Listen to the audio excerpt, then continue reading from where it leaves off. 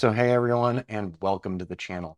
As always, thanks for stopping by and hanging out for a few. My name is Rich, I'm the channel host, and if you can't tell, we're mostly talking about drones, building our small drone business, imaging tools, and some software and hardware for in our studios after we're done with our drone work. So right now I'm doing something, I'm just going through some old files for a client that I'm going to share with you in a moment. And this is kind of bittersweet. This is the end of a long-term project for us. I was first contacted on this project in November of 2019, where a ranch was being overhauled actually in the area, so to become a much better horse ranch. So the owner of the property reached out to me in November of 2019 and was curious what we could do for them in documenting the changes to their property and the overall construction and the development of their new horse ranch here in northern Arizona. So with all that said, I'm going to show you a couple of images here. And as I said, we're going to be wrapping up on this project. We're going to have a new flight within the next couple of weeks, just waiting for the owner's go ahead. And then we're going to be doing one more big feature of the overall property once everything is completed completely.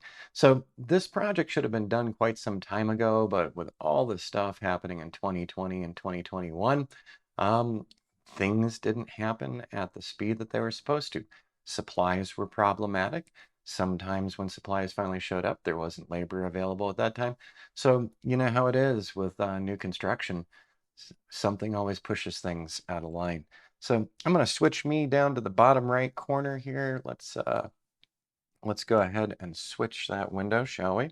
So there we are. We've got me down in the lower right-hand corner, and what you're looking at is two images, two very different images, same flight paths. With this particular setup, when we actually first went out to meet the landowner, I decided to use Ground Station Pro for doing our 2D and 3D modeling. It's basically 2D modeling for this. We didn't do a lot of cross hatches with this particular one.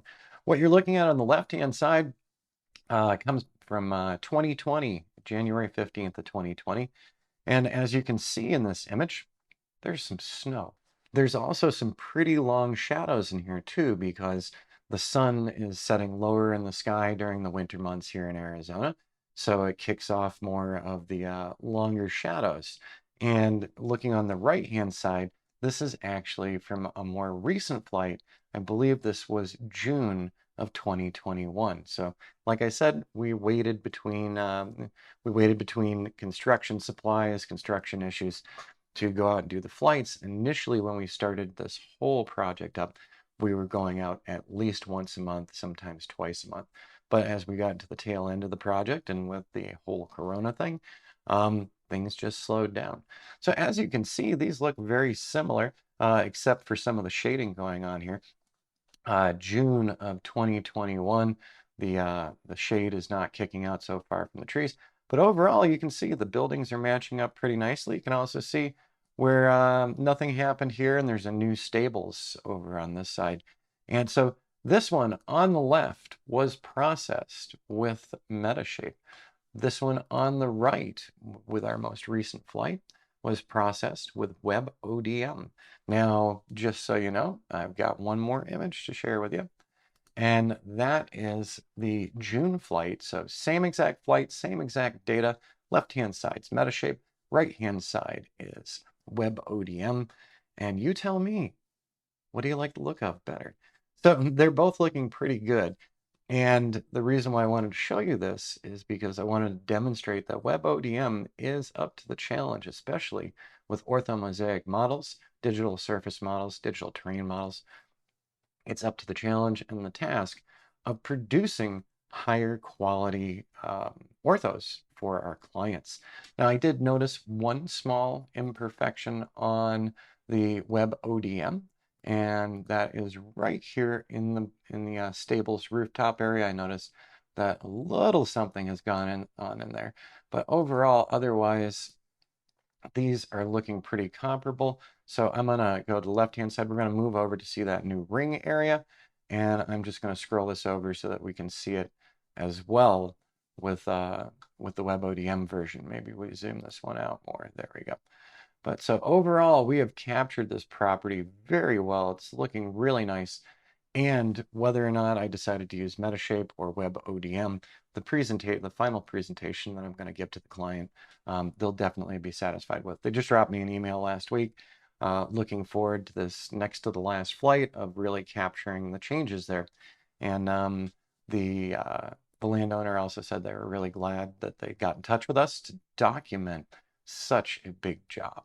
So what I'm going to do here now, let's close those preview windows because I just want to show you something else, because that's what I seem to do here. I'm always showing you something else. So I put all of these in a folder so that we could utilize it easily.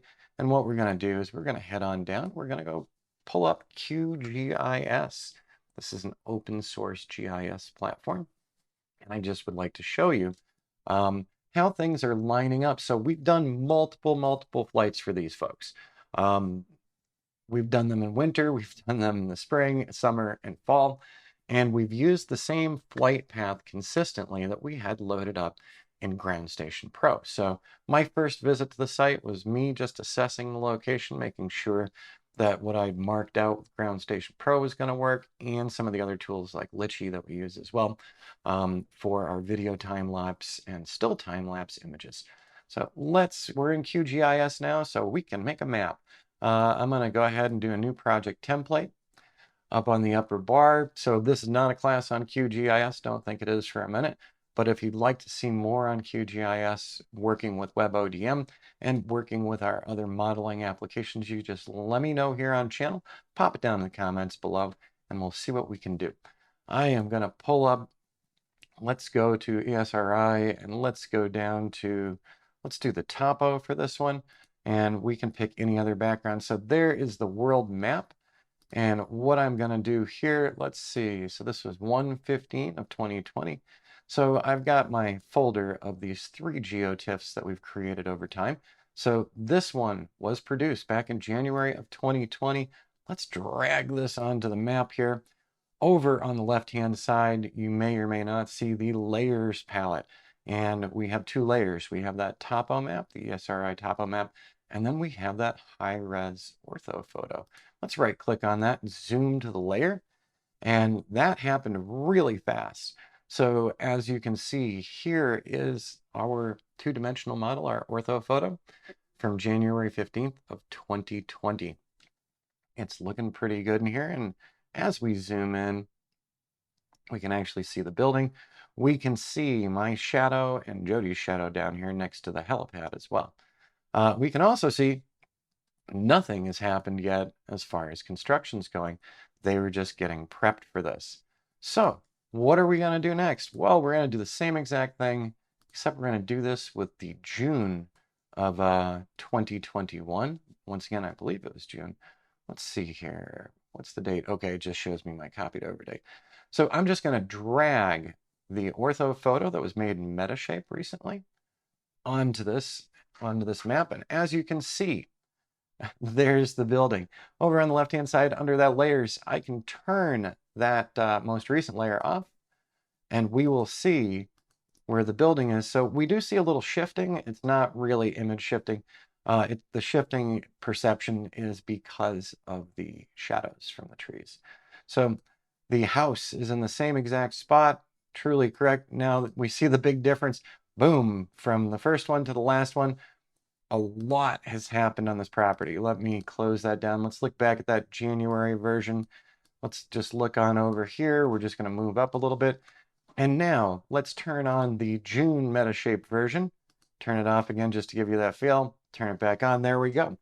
Now, as we scroll on up here, we can also see we do have our topo map where the road is aligning here, Boulder Pass. And this is lining up pretty nice. You can also see one model coming out from under the other model. So a little extra was captured in one that didn't get dropped. And then they're still very well aligned.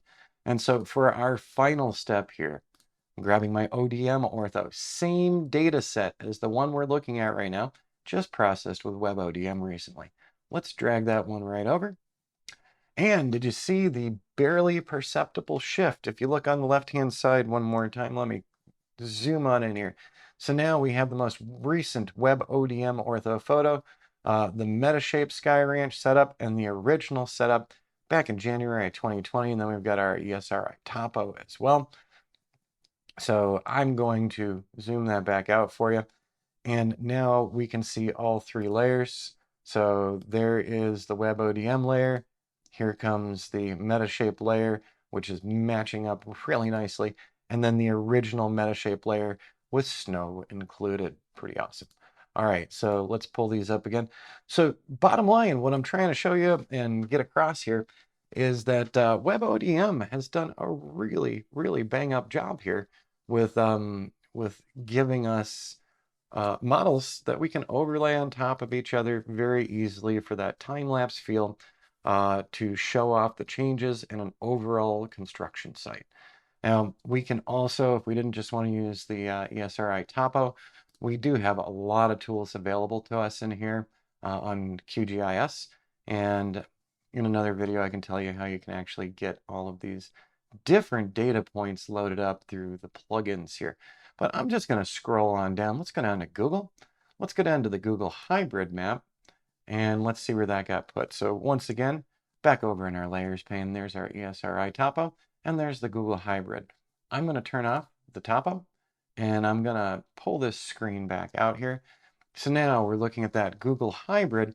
Let's go ahead and turn off things because I wanted you to see.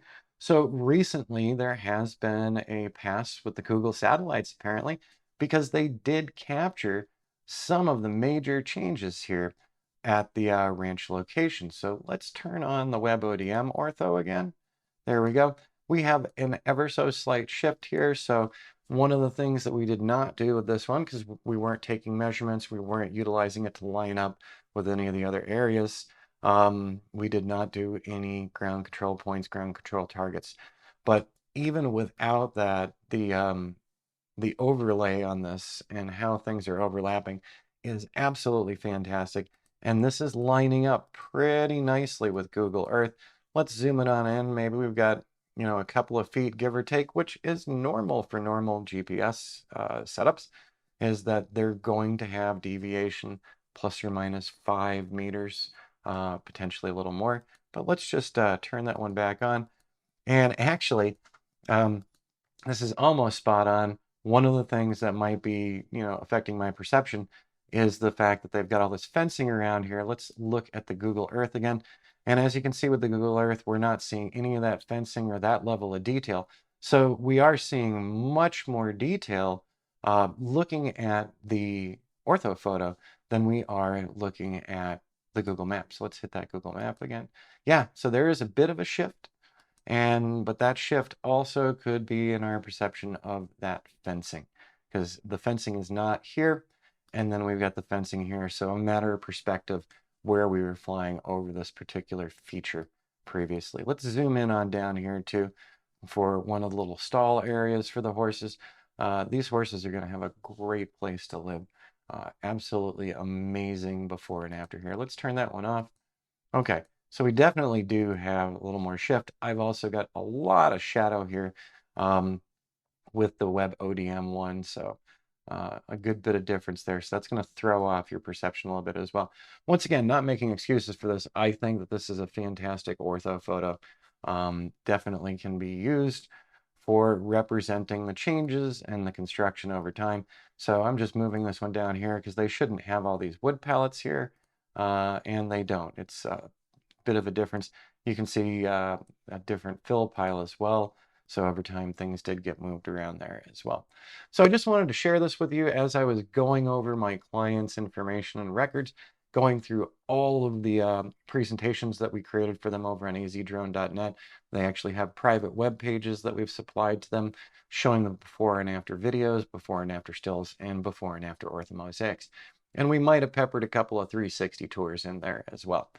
So sometime next week, I'm going to be taking the last official ortho flight here, and we'll be taking the last time-lapse videos and time-lapse stills. After that's all done and we've provided the newest one to them, we are going to come in for a little bit of cinematic flight because the property owners have some ideas. They really want to showcase the place.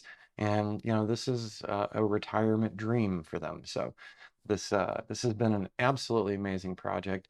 I'm happy that they allowed us on their site, and they were kind enough to say that we could use images from their ranch in these tutorials as well. So that was one of my first questions to them when we met up. Would you mind if I shared how this progression works with folks on YouTube and folks in my courses? And they were totally for it.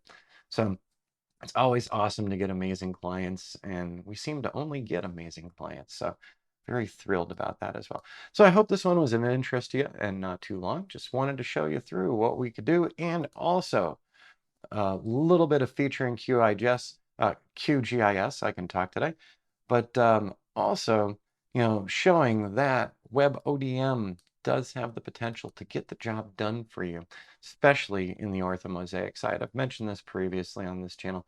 Still a little cautious on the 3D modeling that's presented from it, but once again, it's probably my failure, not the software's failure, and I just need to dig into it a little more.